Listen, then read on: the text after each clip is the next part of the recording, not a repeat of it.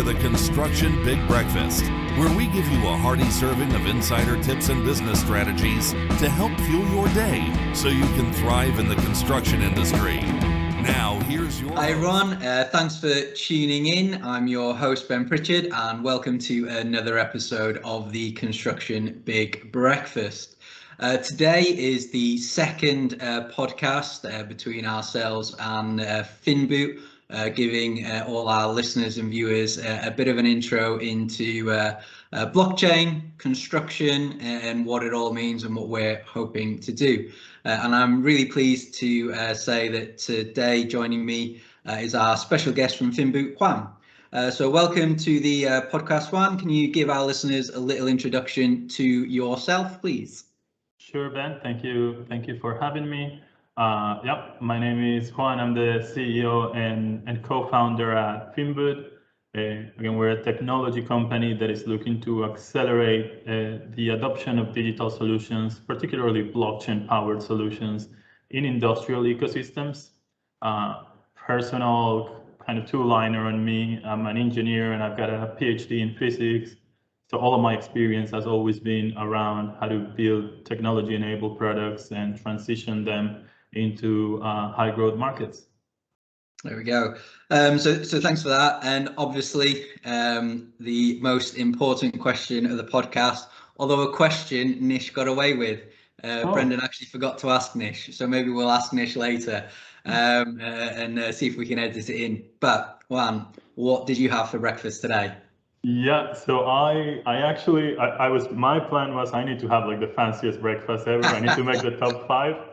But I forgot. I had a decent breakfast, but no, I had some toast with some cheese, fruit, and OJ. So nothing too fancy, but more decent than most days. So that's good. Well, a sort of a continental breakfast, as we will call it over here. Okay. So myself, similar. Nothing too extravagant. A bowl of cereal, a banana. And apple juice is my juice of choice of a morning. Okay. So as we've said, so this is the sort of second in a series we're doing together. So Brendan and Nish in the previous podcast, they sort of looked at talking around how you demystify sort of blockchain, sort of talk about it at a little bit of a higher level. But I think one question that Nish was asked, and I'll ask you similarly, just to see whether we get a similar answer or a different. If this is the first podcast someone's joined and they haven't listened to the last one yet, try and sort of describe what blockchain is in sort of a nice, simple, easy to understand way. Sure. Yeah. I think, look, there's a lot of noise around blockchain, and you can find hundreds, if not thousands, of definitions out there, and to various levels of complexity.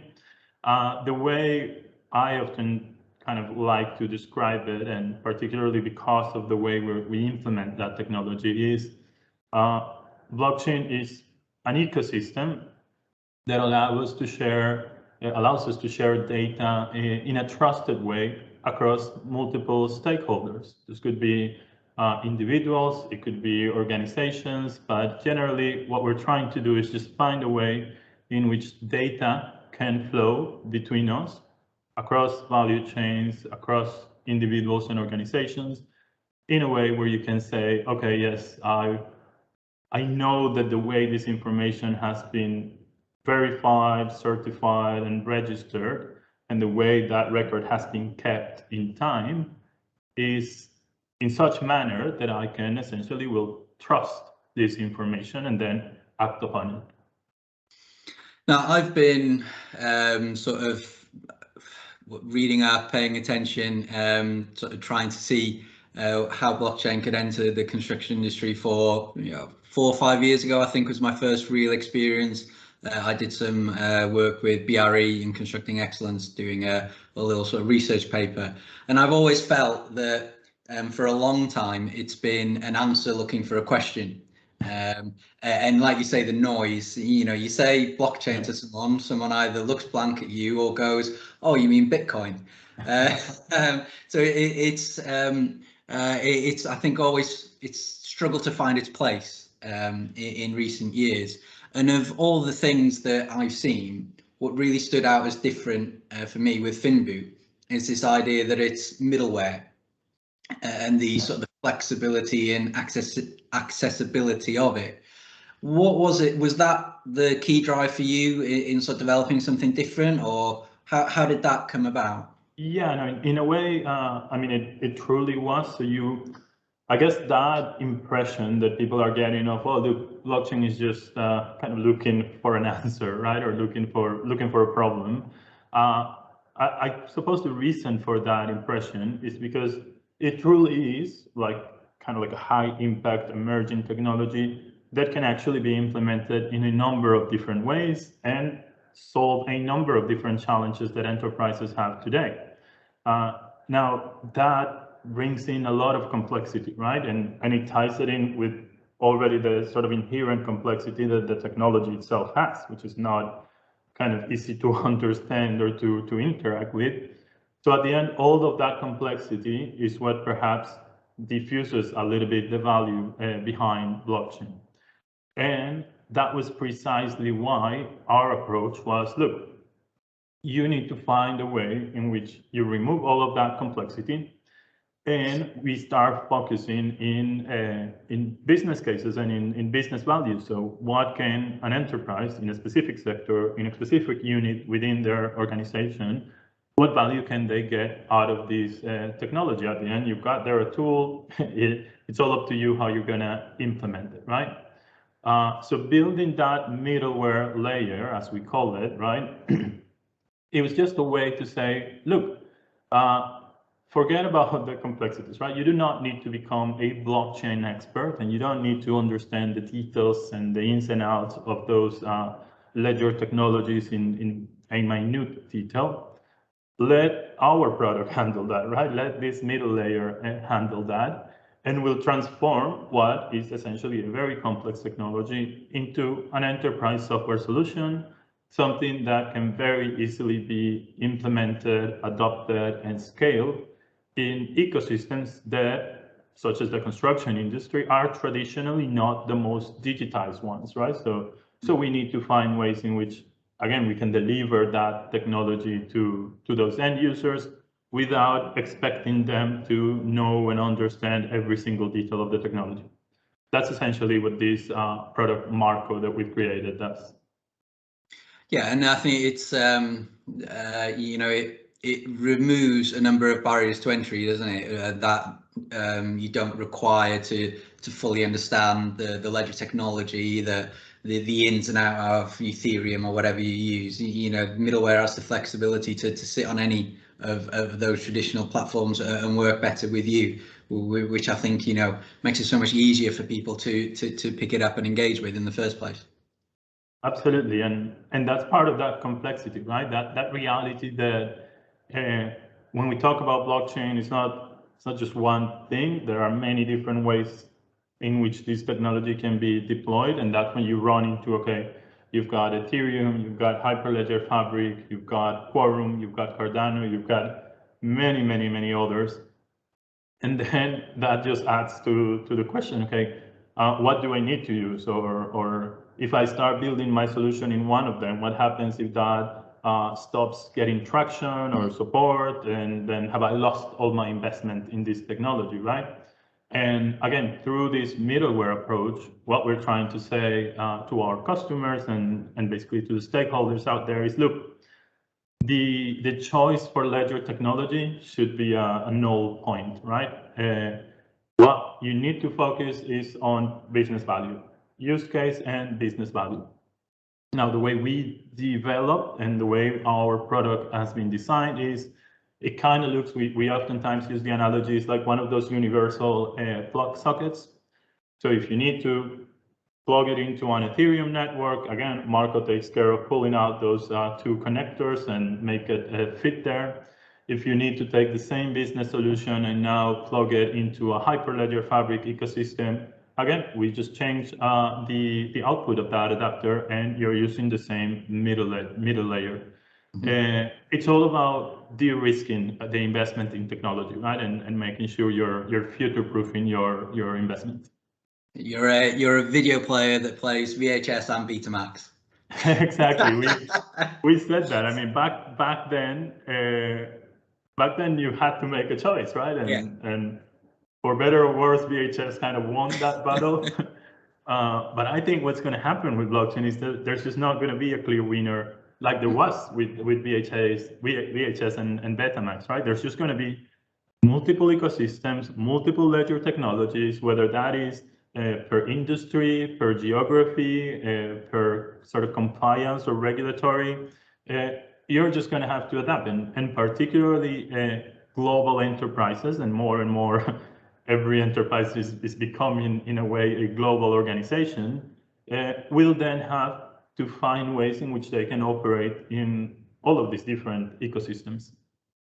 So if I want to sort of digitize my operations and things like that as an organization, so, there's a lot of different avenues that I could take. For you, when you sort of have these conversations and when you're sort of building up on Marco, what are the key benefits for you from a sort of a technology side of things that blockchain has over more traditional platforms?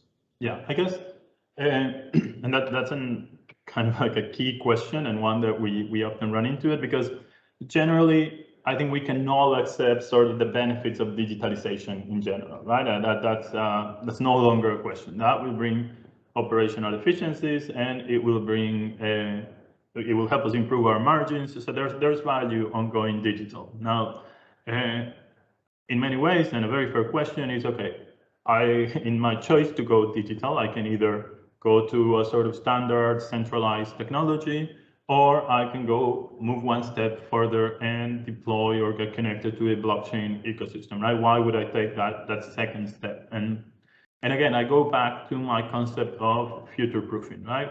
The reality in which we are today is that more and more data needs to flow along value chains, and there's an increasing amount of data that needs to flow across these value chains, right? And at the end, you're then engaging with suppliers, you're engaging with customers, you're engaging with regulators. There's just so many people involved in the process that they need to find ways in which, going back to my original point and definition of blockchain, we can trust the data that we are receiving, right? So how do we put essentially the procedures in place that will tell me, look, I can actually take this certificate as valid. I can take this provenance information as valid.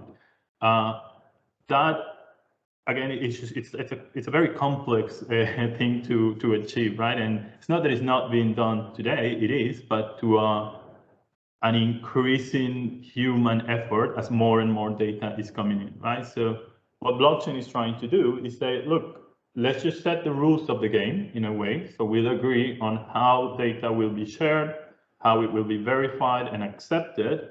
And now we'll just automate that with this underlying technology. That will help us all feel more comfortable in the way this digitalization process is going. Now, what I think is going to happen, and coming from the founder of a blockchain startup, this might sound a little bit biased, but I think what will eventually happen is these digital solutions that are looking at things like traceability or data exchange across different organizations that have opted for a centralized solution, they will end up having to, again, move on and join a more distributed, more trusted ecosystem. Because once that sort of bar is set to a specific level, you just gotta meet those requirements, right? So when others in your ecosystem, in your industry start playing at that level, well, you either go there or you lose access to the market, right? And I think that's essentially because of those elements of transparency, auditability, immutability. Because of those characteristics, we'll just end up playing in that sort of higher league. And I mean, they're all incredibly key topics for us as an industry at the moment. So there's a blog that will come out. It probably by the time this podcast comes out has already come out, talking about sort of the importance of document management and things like that, with a focus on what the industry has coined the golden thread after the Hackett report, and sort of the importance to be able to trust and verify material performance and understanding of everyone in the value chain of how things are going to work, and that need to trust is something that is going to become so key in sort of our operations on projects and things. That you're right, finding that sort of technology platform that raises the level is something that as an industry we should be sort of snapping at your heels, sort of asking for. Yeah, no, absolutely. And I think, look, no one wants another Grenfell. No one wants what happened in Miami to occur again, right? And this golden thread initiative within the construction industry, it's generally aimed at that. Look, let's share data. Let's make sure that we know what all of these moving pieces are coming from and how they've been checked, and so that we can guarantee the safety of our buildings and so on, right? So I think that's an incredible initiative that is being put out there.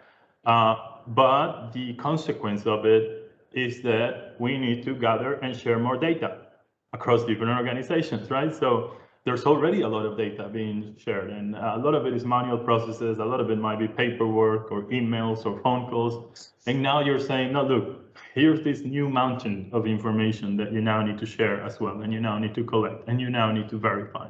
So again, it's just more pressure to every stakeholder in the industry.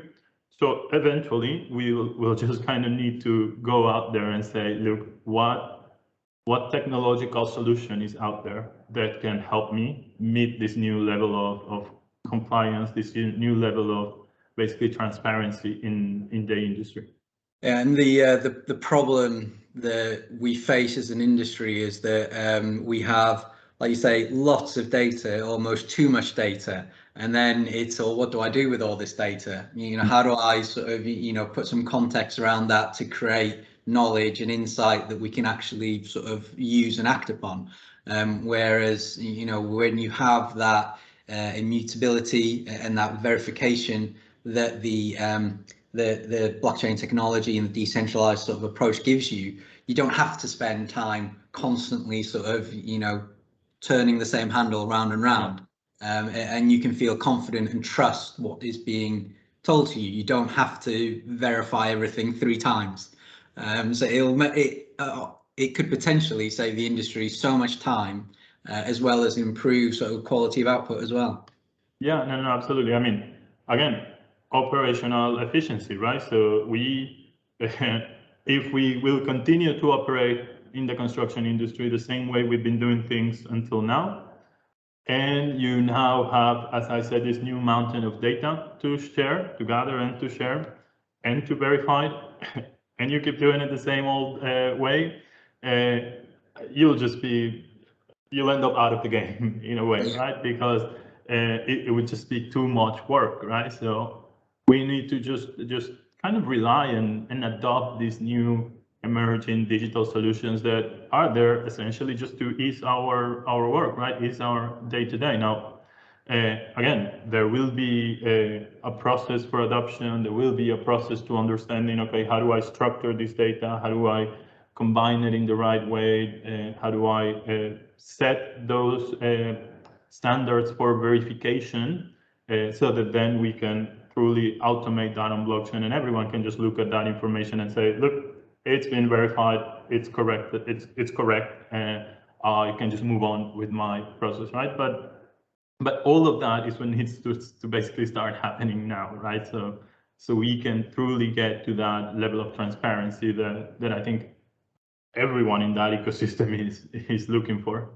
One of the benefits that historically I've not sort of seen many people talk about, but it's certainly something that I think will happen. The knock-on impact of using this technology is how it will affect people.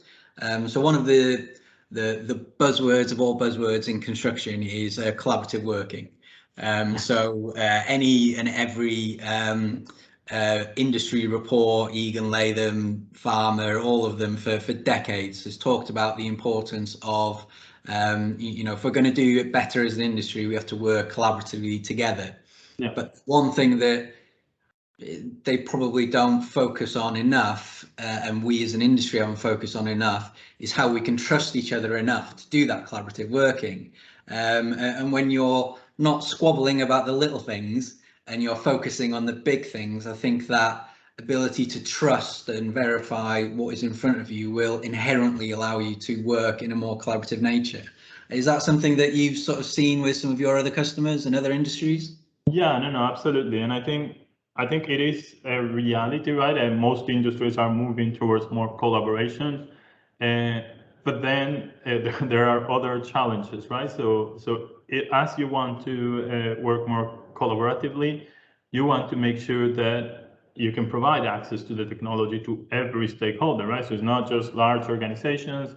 Again, you work with contractors and suppliers who might be smaller, and you also want them to kind of bring in their data and collaborate in this new way of doing things, right?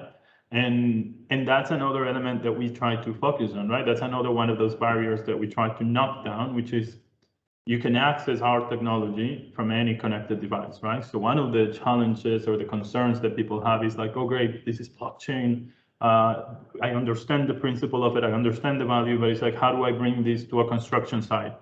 How do I bring this to the truck driver that is, again, moving things from site to site? How can they interact with this? And again, what we do and what we put a lot of effort in creating is solutions that can be accessed with any connected device. So standard smartphone, tablet, laptop, all of those can give you access to this technology in a way that is very much focused on simplifying the user experience. As I was saying before, no knowledge or no deep understanding of the technology is required. You're just interacting with tools like you do in your day-to-day, right? And that's a key enabler, let's say, of that collaborative ecosystem. It is. And I think one question I should have asked probably at the start of the podcast. What was the sort of the inspiration, the reason? How did sort of Finboot and your sort of move to blockchain happen? Yeah, so again, Finboot started, and let's say this is the fruit of a few founders, Nish and myself, two of them. There's another two founders in the mix, and essentially we got together back in 2015, 2016, and we started looking at kind of blockchain technology because our CTO, again, he's known the technology from the very early days. He approached me once and he said, look, this is sort of the next big thing, right? So this is going to be huge. And I said, look, looks interesting, right? Let me have a look. And what I found was it was partially true, right? A lot of enterprises were starting to speak about blockchain and say we need to look at blockchain and we need to use blockchain for finance, for supply chain. Again, it was all of this exploration and it started to become that buzzword. But all of us kind of having had careers in technology and having an understanding of technology in quite a good detail, what we realized there was a huge gap, right? So when you look at what kind of C-level strategic directors were talking about, it was all of that value, all of those use cases. But then when you look at the technology, understanding the technology and where their systems were, it was like those two just don't connect, right? I mean, you've got a very complex technology, it's very difficult to access it, it's very difficult to understand it, and you want to implement it in these industrial ecosystems or financial ecosystems that are just not prepared for. Like the systems themselves are not prepared, and the users are not prepared for such a complex technology. So what we set out to do was just basically fill that gap, right? And say, let's just remove those barriers for adoption, enable the use of blockchain in these ecosystems, and make it easy to connect, right? That was our key, let's say, vision, let's say, at the very early days. And it's what that product Marco has come to be today. Again, already implemented with customers like Repsol, Iberia, Stahl. So we're talking about large enterprises, leading enterprises in their sectors that are using this in their supply chains, that are using this for traceability, for transparency, for financial reconciliation. So it goes back to kind of all of these different values that blockchain can bring to you once you find a way to simplify the technology.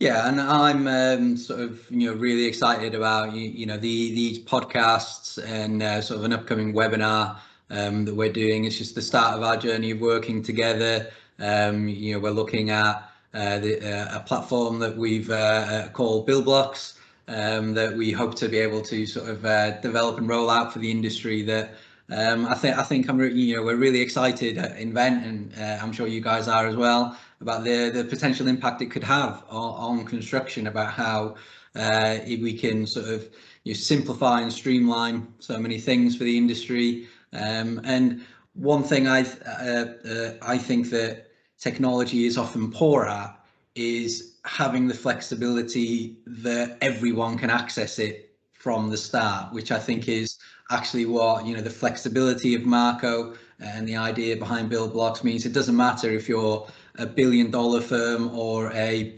$100,000 firm, or pounds if you're in the UK.